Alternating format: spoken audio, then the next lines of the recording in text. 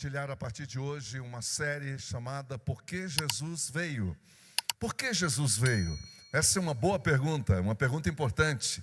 Uma pergunta importante e que nós precisamos aprender a respondê-la. Quando os nossos amigos perguntam, por que você fala de Jesus? Ou essa pergunta, por que Jesus veio? Qual é a sua opinião? E aí você vai dizer, você vai estar preparado para responder a essa pergunta. Eu posso fazer uma pergunta? Todos estão preparados para responder a esta pergunta? Se um amigo seu, se uma amiga sua chega para você e faz esta pergunta simples, por que Jesus veio? Qual é a resposta que nós vamos dar? É sobre esse assunto que nós vamos decorrer durante todo o mês de dezembro, porque esta é uma pergunta fundamental na história da humanidade. A humanidade precisa responder isso. A humanidade precisa entender a resposta dessa pergunta. Porque quando nós respondemos essa pergunta, então desfaz-se todo o engano, toda mentira cai por terra e o nome de Jesus prevalece, o nome dele é glorificado e é exaltado. Amém? Há muitas respostas, não é, que a gente tem, que a gente sabe, não é, que a gente aprendeu para esta pergunta. Então nós vamos ver algumas. A primeira resposta que eu queria dar a esta gloriosa pergunta é: ele veio para cumprir as Escrituras. E ao dizer isso, ao dizer essa afirmação, eu estou atrelando a ela de que uma vez que as Escrituras são cumpridas, completamente cumpridas, o propósito do Pai será cumprido. Então, é certo, é correto também dizer que ele veio para cumprir o supremo propósito do Pai revelado nas Escrituras. E é exatamente isso que acontece. O convite para hoje é fazer um voo nas Escrituras. Não é minha opinião, não é o que um teólogo A, B ou C falou, mas é o próprio texto revelando a nós de que tudo que nós vimos e vemos na vida de Jesus foi predito, foi pré-anunciado e foi profetizado centenas de anos antes, se não milhares de anos antes. E aí é isso que nós vamos ver. Abra sua Bíblia comigo, por favor, no livro de Gênesis, capítulo de número 3. Gênesis, capítulo 3. Gênesis, capítulo 3, versículos 14 e 15. Os versículos 14 e 15. Muito obrigado. Olha só esse texto. Como são apenas 2 versículos, eu quero convidar todo mundo para ler junto comigo. Vamos lá? Então o Senhor Deus reclamou à serpente por ter feito isso. Maldita é você entre todos os animais de rebanhos e entre todos os animais do campo. Você rastejará sobre o seu ventre e comerá pó todos os dias da sua vida. Agora vem o texto, olha que coisa interessante.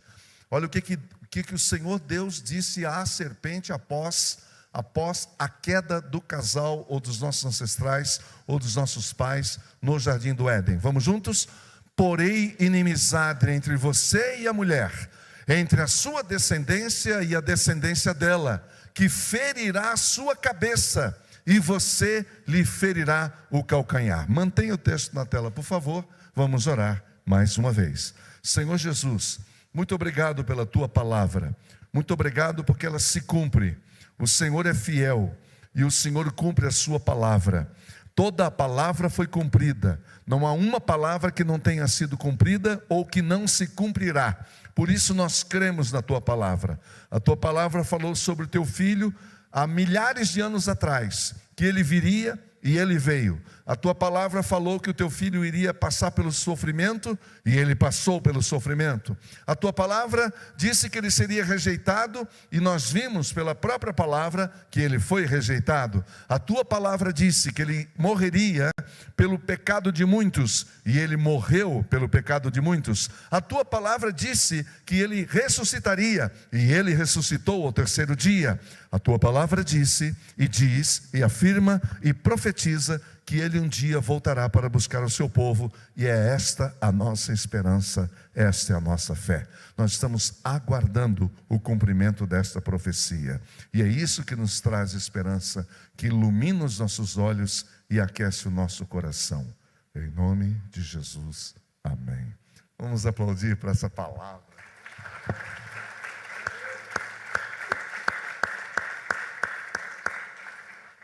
É maravilhoso, é maravilhoso. Deus cumpre todas as suas promessas. Quando nós lemos esse texto, especialmente o versículo 15, nós temos aqui o que em teologia se diz que é o proto-evangelho. A palavra proto, que significa primeiro, em grego, e fala que é o primeiro evangelho, o primeiro anúncio do evangelho.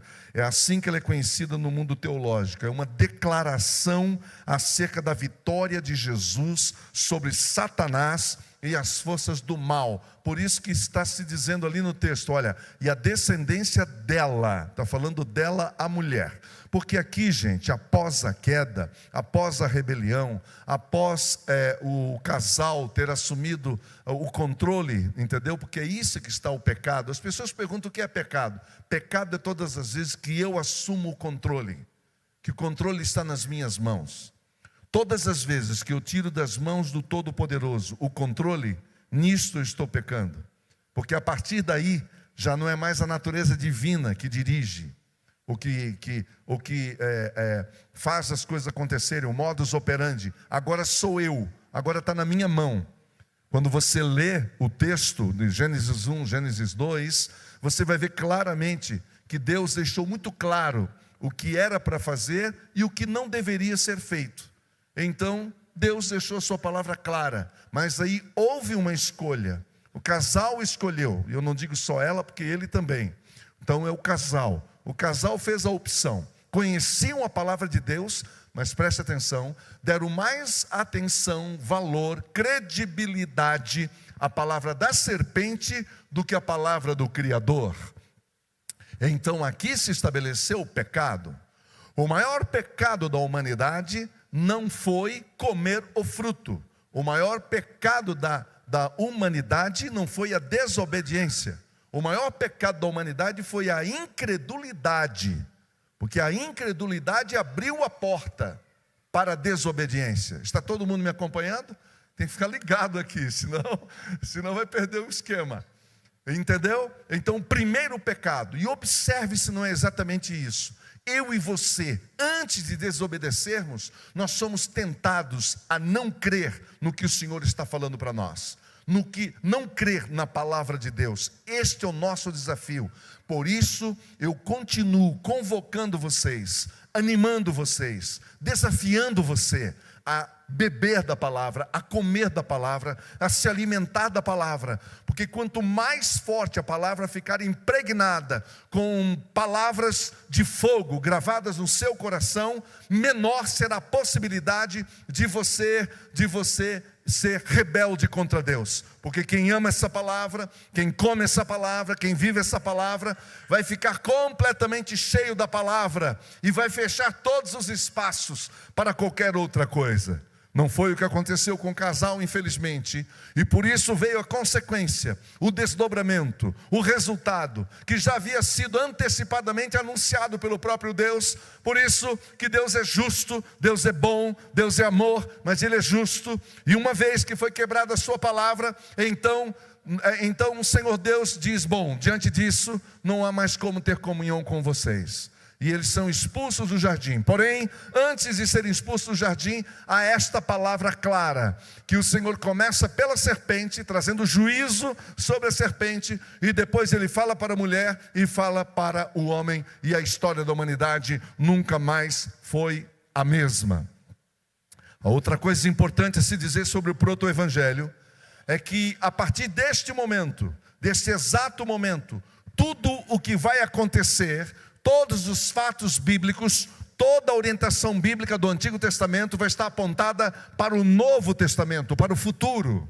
Então tudo aquilo que o Senhor está dizendo aqui, tudo que vai acontecer, o que nós chamamos de plano da salvação, é para exatamente cumprir esta palavra: a descendência dela ferirá a sua cabeça. Está falando aqui do filho de Maria, que iria pisar a cabeça da serpente, o que de fato aconteceu na cruz do Calvário.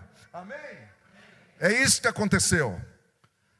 Então, continuando, eu quero, como disse, correr alguns textos e apenas mostrar para você a realidade do cumprimento dessa palavra, de como é importante isso, e de que quando a palavra ela se cumpre, exatamente o nome do Senhor é glorificado. Então veja, por exemplo, acerca do nascimento virginal.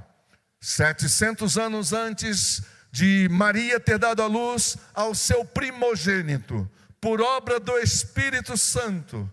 Você sabe que Deus só tem um filho gerado por Ele, um único filho gerado por Ele. Foi gerado por obra do Espírito Santo numa virgem chamada Maria, uma menina que recebeu essa bênção do céu, essa bênção celestial. Uma única vez que Deus fez isso e interviu na história, e foi através dessa menina lá em Israel. E o que acontece então? Essa palavra já foi predita lá pelo profeta Isaías, e é o que eu quero convidar você a abrir sua Bíblia comigo em Isaías capítulo 7, versículo 14. Veja o que diz o texto: por isso o Senhor mesmo lhe dará um sinal, é um sinal. A virgem ficará grávida e dará à luz a um filho e chamará Emanuel. Esse foi um dos sinais mais maravilhosos que se cumpriram em Jesus Cristo, confirmado também em Mateus, quando o anjo visita, então José, ele recebe primeiro em sonho uma declaração, uma profecia, uma palavra profética, e o anjo vem para confirmar. E Mateus escreveu isso no capítulo 1, versículo 21 e 23, que diz o seguinte: ela dará à luz um filho, meu filho. É isso que o anjo está falando para José, e você deverá dar-lhe o nome de Jesus.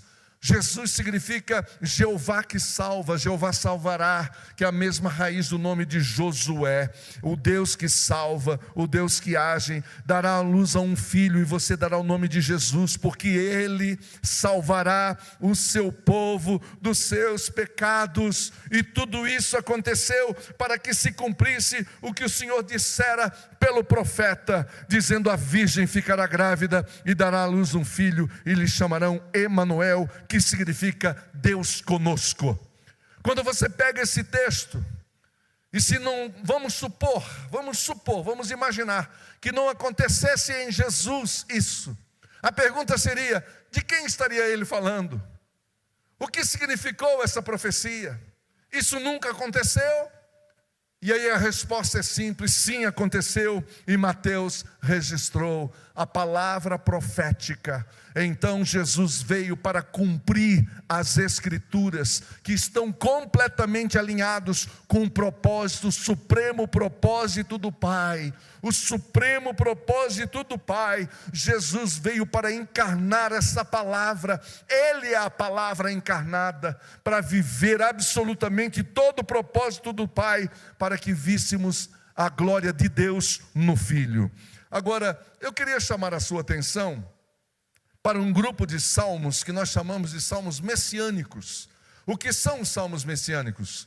Obviamente, o nome já diz que ele está relacionado à vida do Messias, a vinda e a vida do Messias.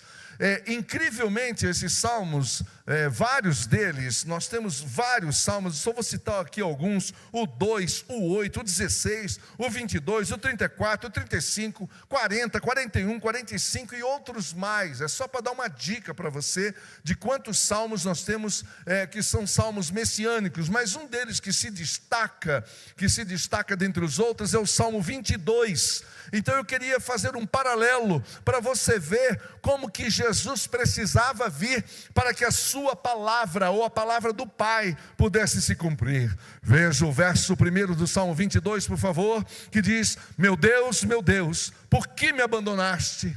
Eu não preciso nem citar o texto, porque muitos de vocês já sabem que isso se cumpriu em Cristo. por que estão tão longe de salvar-me, tão longe dos meus gritos de angústia? Ah, meus irmãos, eu fico pensando, o que passaria na mente de Jesus ao ler este salmo? Eu fico pensando, como que ficava a mente de Jesus lendo o Pentateuco? Porque você sabe que, obviamente, Jesus lia a palavra. E a palavra que Jesus lia, qual era? Era a lei do Antigo Testamento, eram os salmos, eram os profetas. Quando você acompanha o ministério de Jesus, isso é óbvio. Jesus cita de cor os textos de salmos, dos profetas, o que ele quiser, sempre citando os textos, porque ele conhecia. Não é que vem um chip celestial nele, e a partir daquele momento, ele como que por osmose recebeu toda a palavra, não. Ele buscou, ele estudou, ele meditou na palavra.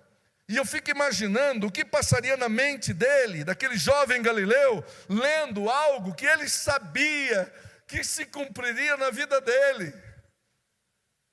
É por isso que Jesus nunca foi pego de surpresa. Jesus nunca foi traído pelo Pai, nunca foi abandonado pelo Pai, porque ele sabia exatamente o que ia acontecer com ele. Imagina um jovem lendo isso aqui, e de um modo sobrenatural ele sabia que isso tinha tudo a ver com ele. Mateus nos relata então esse fato. Capítulo 27, versículo 46 diz: e perto da hora nona, exclamou Jesus em alta voz, dizendo: Elohi, Elohi, lama sabachthani, Elohi, Elohi, lama sabachthani. Isto é, Deus meu, por que me desamparaste? Por que me desamparaste? Foi para esta hora que Jesus veio, para cumprir a palavra do Pai. Ainda mais, o versículo 22, versículo 7 e 8. Caçam de mim todos os que me veem, balançando a cabeça, lançam insultos contra mim, dizendo: recorra ao Senhor, que o Senhor te liberte, que Ele o livre, já que Ele quer bem. E Lucas então traz à nossa memória esse texto se cumprindo. No capítulo 23, Lucas disse: o povo ficou observando e as autoridades o ridicularizavam. Salvou os outros? Diziam eles. Salve-se a si mesmo, se é o Cristo de Deus, o escolhido, não é?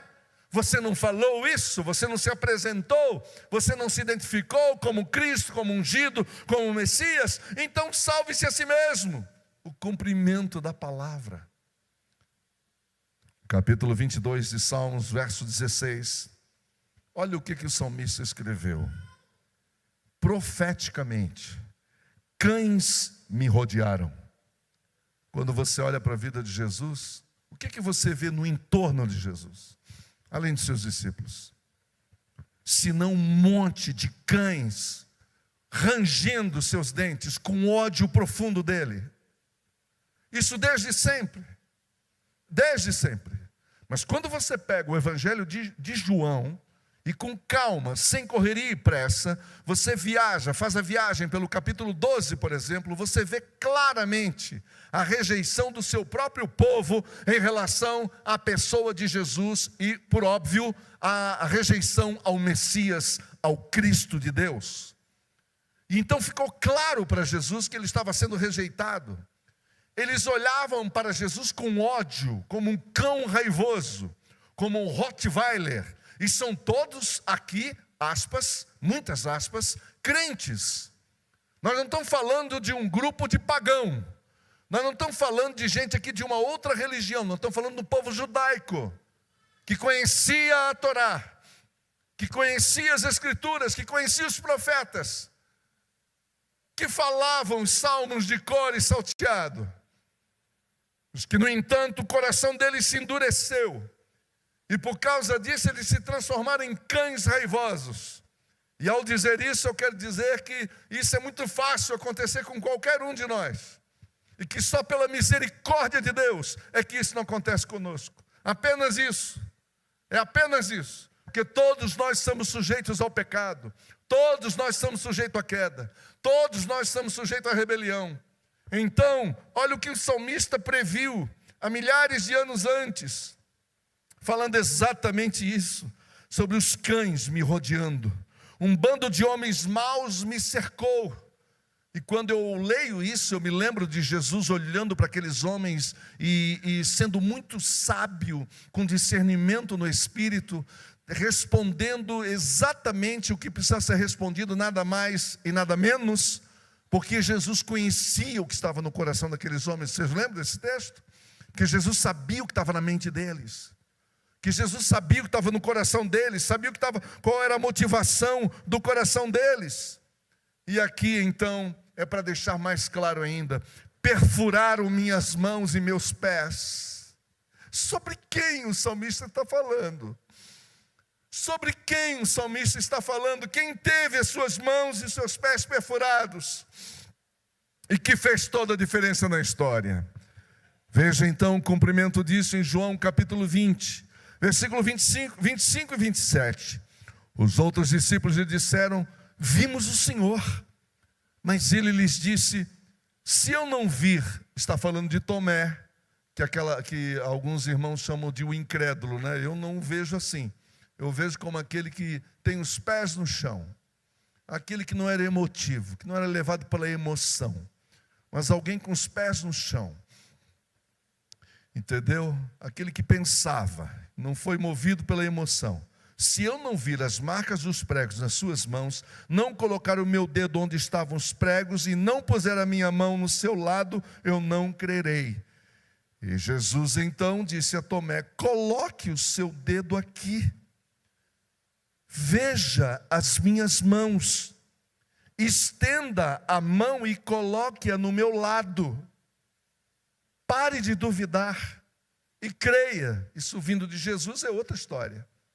Ele poderia dizer isso, que é o único que crê o tempo todo, jamais deixou de crer. Ele poderia dizer quem crê e quem não crê, porque ele sabe. E a Tomé ele disse essa palavra: creia, pare de duvidar e creia. O que seria deste Salmo 22, se não fosse a concretude da palavra no Evangelho? O que é que nós estamos vendo aqui? O cumprimento da palavra. O desprezo e a humilhação de Jesus também foi previsto no Antigo Testamento, por um dos profetas que mais viu o Messias, que aquele que foi mais lúcido, teve mais lucidez, mais luminosidade no seu olhar profético, foi Isaías com relação ao Messias. Se não, veja comigo, por favor, o capítulo 53, e eu peço agora toda a paciência de vocês, porque eu vou ler o capítulo inteiro, porque é importante você saber o que está nesse capítulo, um dos capítulos mais importantes. Por isso que o livro de Isaías, ele é conhecido também como o Evangelho do Antigo Testamento, porque ele aponta para o Evangelho, ele aponta para a mensagem nova, da boa nova, ele aponta para Cristo, ele aponta para Jesus, ele aponta para o Messias. Isaías escreveu: quem creu em nossa mensagem e a quem foi revelado o braço do Senhor? A quem que foi revelado o braço do Senhor? Ele cresceu diante dele como um broto tenro e como uma raiz saída de uma terra seca. Ele não tinha qualquer beleza ou majestade que nos atraísse. Nada, aliás, em sua aparência para que nós o desejássemos. Ao contrário, ele foi desprezado e rejeitado pelos homens. Um homem de tristeza e familiarizado com o sofrimento. Como alguém de quem os homens escondem o rosto, porque não querem se associar a ele, não querem ser identificados como amigo dele. Foi desprezado e nós não o tínhamos em estima. Ninguém que olhava queria estar perto.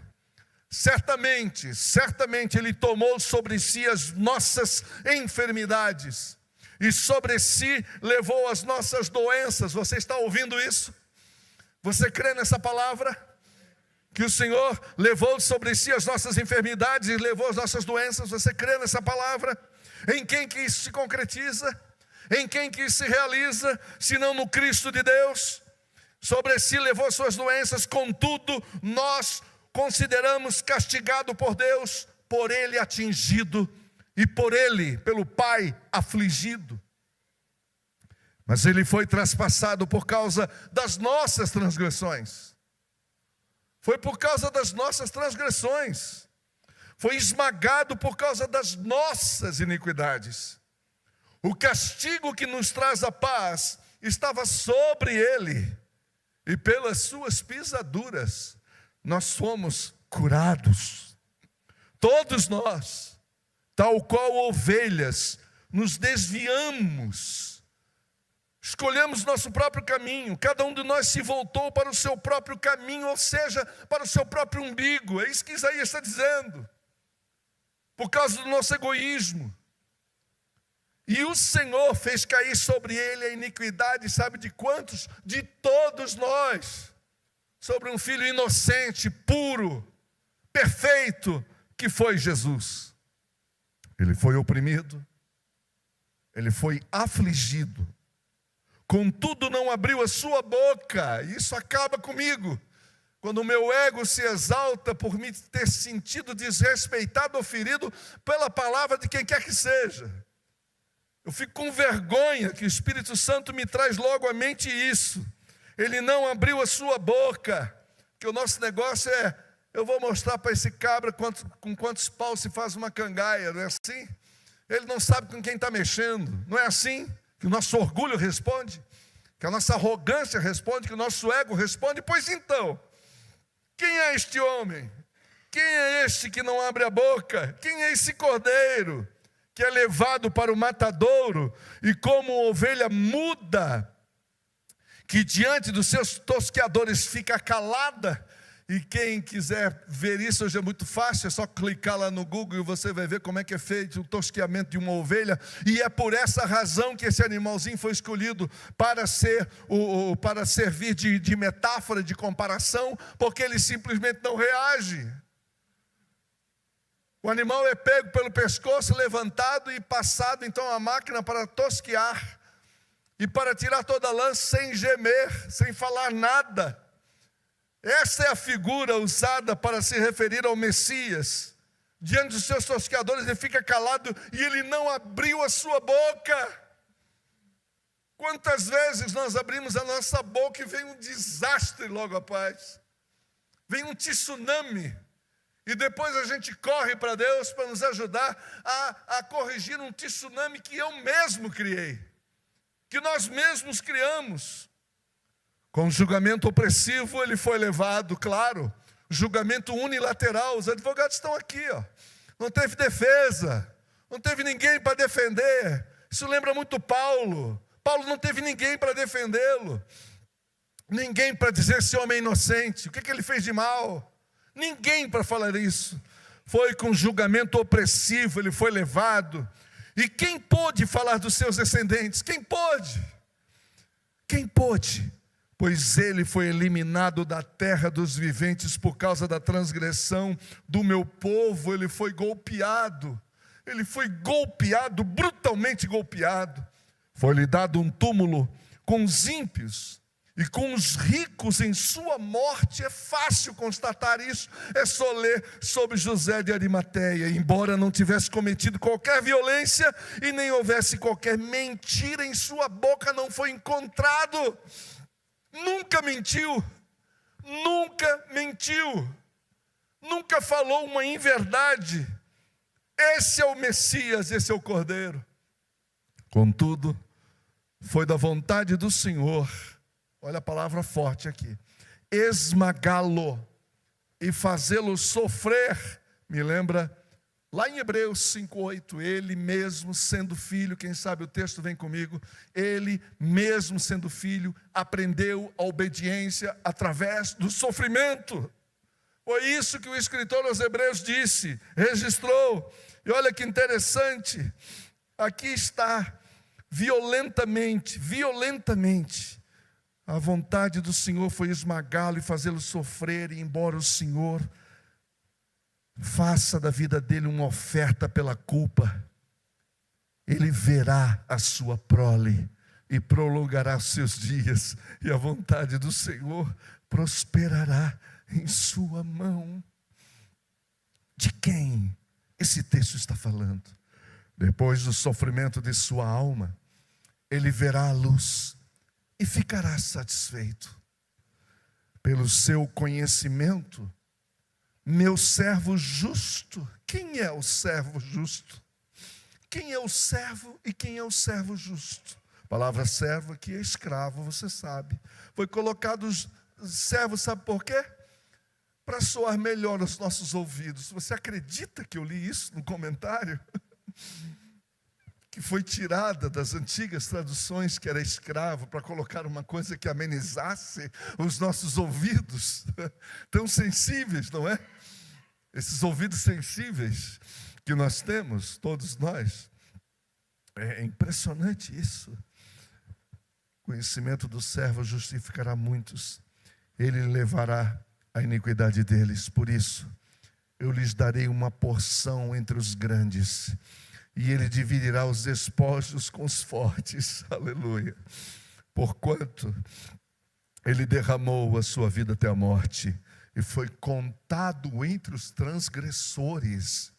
Ele foi contado entre os transgressores. Esse transgressor sou eu, mas ele assumiu os meus pecados, mesmo ele sem ter pecado nenhum. Ele morreu pelos meus pecados, ou seja, ele assumiu a minha culpa. Ele disse, não foi ele que pecou, foi eu. Ele assumiu o meu pecado. Foi isso exatamente que aconteceu. Ele foi contado entre os transgressores, pois ele carregou o pecado de muitos e intercedeu pelos transgressores. Esse é o Cristo que te ama. Cristo veio, e ele veio para cumprir o propósito do Pai. Agora, o maravilhoso é você ver esse texto na boca de alguém agora, há 700 anos depois. Quando alguém pega esse texto e começa a ler esse texto e não entende, aí eu convido você a fazer essa viagem, a entrarmos nessa carruagem juntos, em Atos capítulo 8, por favor, versículo 26. Atos capítulo 8, veja o que diz aqui. Um anjo do Senhor disse a Filipe. Filipe era um diácono, um homem simples, mas cheio do Espírito Santo. Ele era um homem distribuidor de cestas básicas, por assim dizer, numa estrutura eclesial. Ele não era um proeminente, ele não era um líder proeminente, não fazia parte do grupo dos apóstolos. Ele fazia parte, sim, do grupo de diáconos, ou seja, de servos. A palavra diaconia, serviço, significa ministério, feito no início do capítulo, no capítulo 6 e 7, que você depois pode ver com tranquilidade isso. Este foi Filipe, um grego, poderosamente usado pelas mãos de Deus. Poderosamente usado pelas mãos de Deus, de uma forma tremenda. E ele estava vivendo um grande avivamento ali em Samaria. O poder de Deus estava andando nas ruas. O Espírito Santo invadiu as casas de Samaria. E esse homem estava no epicentro desse avivamento. Porém, o Senhor o chama. O anjo do Senhor disse a Filipe: vá para o sul. Saia do movimento. Saia do glamour. Saia desse grande momento aqui. Eu quero que você vá para o sul, para a estrada deserta que desce de Jerusalém para Gaza.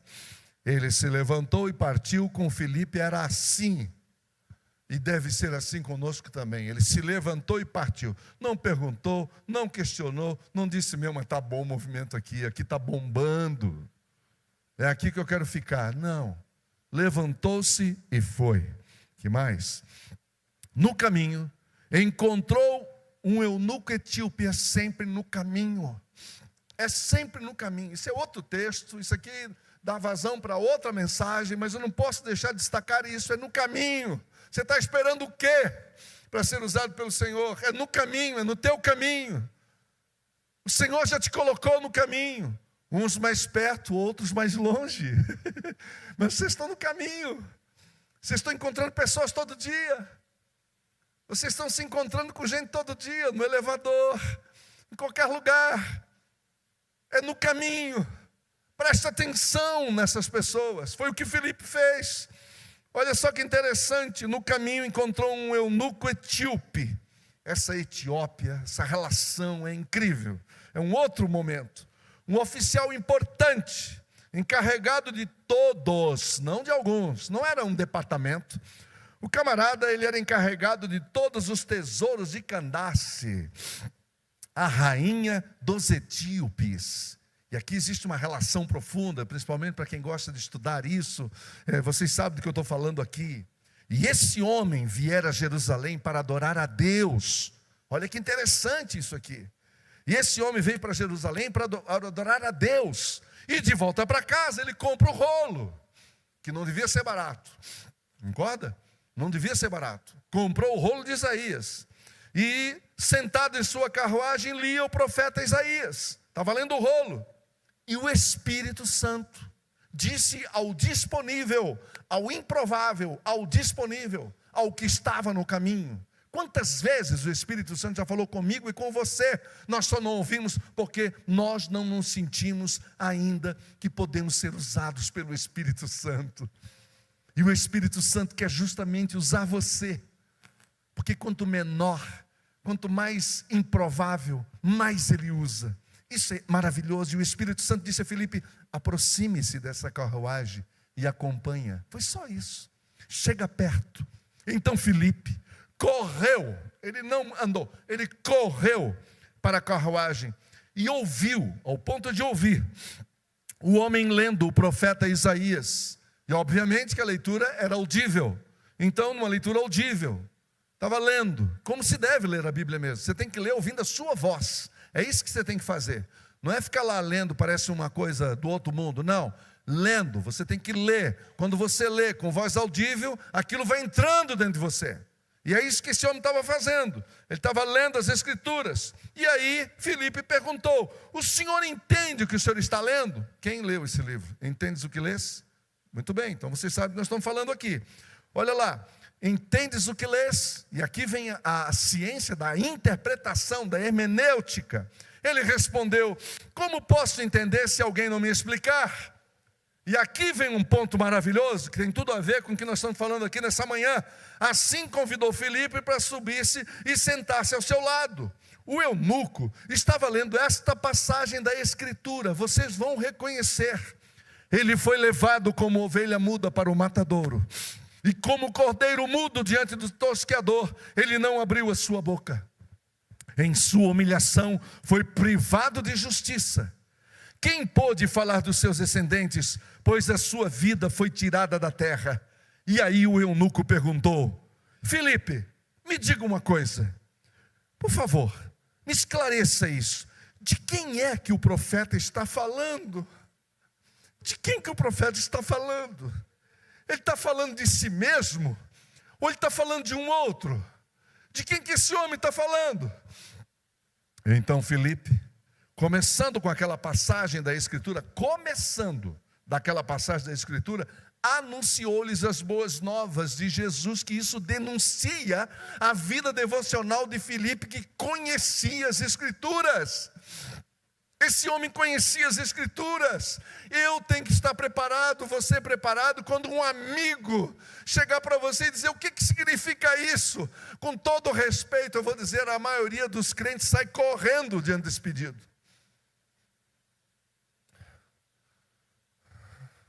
Porque tem medo, porque acha que não sabe, porque acha que não entende. Às vezes não entende mesmo, porque nunca leu. Por onde eu começo? Lendo. Comece lendo. Comece lendo os evangelhos. Mateus, Marcos, Lucas, João. Se eu puder ainda sugerir, mais especificamente, comece por João. Leia uma vez, em voz alta. Dias alternados, dias ou diário. Entendeu? Leituras pequenas, textos pequenos. Vá lendo, vai se alimentando. Vai colocando isso para dentro. Vai colocando como é que se fala? Vida dentro de você, que é a palavra é vida pura. Proteína dentro de você, para fortalecer os seus músculos espirituais. Você vai lendo, vai se alimentando, devagar, aquilo vai entrando. Depois você volta para Mateus, Marcos, pula para Lucas, leia Atos dos Apóstolos, que foi escrito por Lucas. Vá para Romanos, que é chamado o quinto evangelho, o evangelho de Paulo. Há o evangelho de Mateus, há o evangelho de Marcos, há o evangelho de Lucas, há o evangelho de João, sim. ao Evangelho de Paulo. Romanos, um dos textos lindos, maravilhosos, mais profundos, mais desafiadores até hoje. Até hoje. Depois você vai para as cartas pastorais, as cartas paulinas, petrinas, joaninas. Você vai comendo as Escrituras. E aí depois você vai ler o Antigo Testamento. Você só lê o Antigo Testamento depois que você tiver as lentes do Novo Testamento impregnadas no seu coração. Porque senão você vai virar um legalista.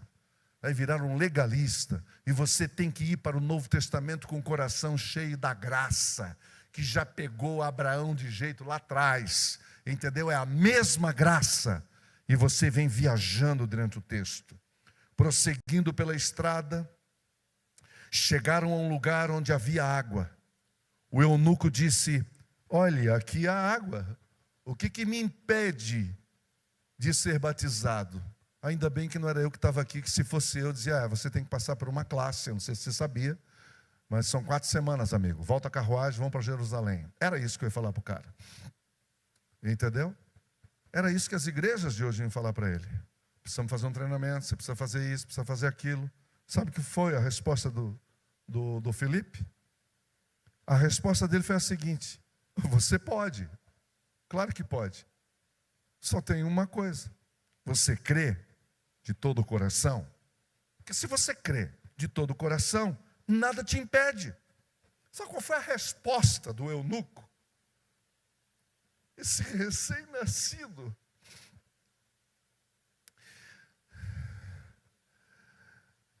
E o fato da Bíblia dizer que ele é um eunuco, você sabe o que é um eunuco?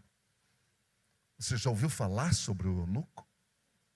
Você sabe que estilo de vida tinham os eunucos? Pense, estude, vá atrás. Porque agora não dá tempo de falar sobre isso. Mas foi um eunuco que disse: eu creio que Jesus Cristo é o Filho de Deus. Eu creio que Jesus Cristo é o Filho de Deus. Esse homem ouviu o Evangelho todo completo, baseado no Antigo Testamento. Qual era a Bíblia que Filipe lia? Qual era a Bíblia que Filipe lia? E que conhecia? E que se debruçava sobre? Olha que lindo, Filipe discorreu o rio de ouro, fio de ouro que liga Gênesis até Malaquias. De ponta a ponta, a presença do Filho, do Cristo, do Messias. Eu creio que Jesus Cristo é o Filho de Deus. Aleluia! Glória a Deus! E diz a tradição que esse homem foi o responsável por levar o Evangelho para a Etiópia e espalhou por Etiópia fora, invadiu a África. Tudo começou com a voz do Espírito Santo falando a um servo dele, e ele obedeceu e foi até o final. Assim deu ordem para parar a carruagem. Então Filipe e o eunuco desceram a água e Filipe o batizou. Em nome do Pai, do Filho e do Espírito Santo. Agora vai, meu irmão, que você é meu irmão em Cristo. O Cristo que habita em mim, habita em você também. Amém? Louvado seja Deus. Eu tinha mais 2 coisas para falar para vocês, mas não vai dar tempo.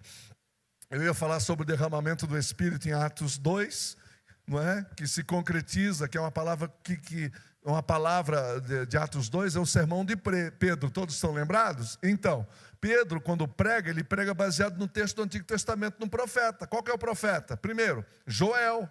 Eu ia mostrar isso para vocês, mas não vai dar tempo. E depois, Pedro, no seu sermão, que conhecia o texto de cor, conhecia a palavra de cor, explicou para todo mundo que fenômeno era aquele, que ninguém estava bêbado, coisa nenhuma. Eles estavam sendo invadidos pelo Espírito Santo. Foi uma coisa tremenda que aconteceu ali. Pedro cita Salmos, Pedro cita Joel, Pedro cita as Escrituras, porque as Escrituras respondem a esta pergunta: por que Jesus veio ao mundo?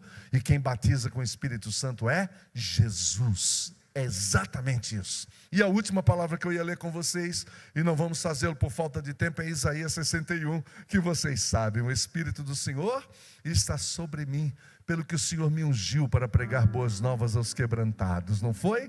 Não foi este também o texto que Jesus leu naquela sinagoga em Nazaré, onde ele foi criado, naquele sábado de manhã? Quando ele fecha o rolo e devolve ao assistente e assenta-se na cadeira de Moisés, e todos têm os olhos fitos nele, prestando atenção nele, e ele faz a seguinte declaração: hoje se cumpriu as escrituras que acabais de ouvir. Por que Jesus veio? Por que Jesus veio ao mundo? Ele veio ao mundo para cumprir as escrituras que apontam o supremo propósito do Pai, que está sendo realizado desde sempre e não terminará até que a última vírgula, até que o último ponto não seja cumprido de toda a promessa de Deus, para a glória de Jesus, em nome do Pai, do Filho e do Espírito Santo. Amém. Senhor Deus e Pai, eu quero te agradecer pela tua palavra e quero te pedir que o Senhor nos ajude a ter fome por ela, a desejá-la, a se alimentar dela, a meditar nela, a se aprofundar na tua palavra. Pai, motiva esse povo aqui a te descobrir na palavra. Motiva os teus filhos e filhas que aqui estão. Tira a preguiça, tira o desinteresse, tira o preconceito, tira o medo, tira a vergonha de dizer que está lendo a Bíblia, vergonha diante dos amigos, vergonha diante da família, de dizer que lê as Escrituras. Tira isso de nós e alimenta o nosso coração com a tua palavra. É o que eu te peço e te agradeço, em nome de Jesus. Amém.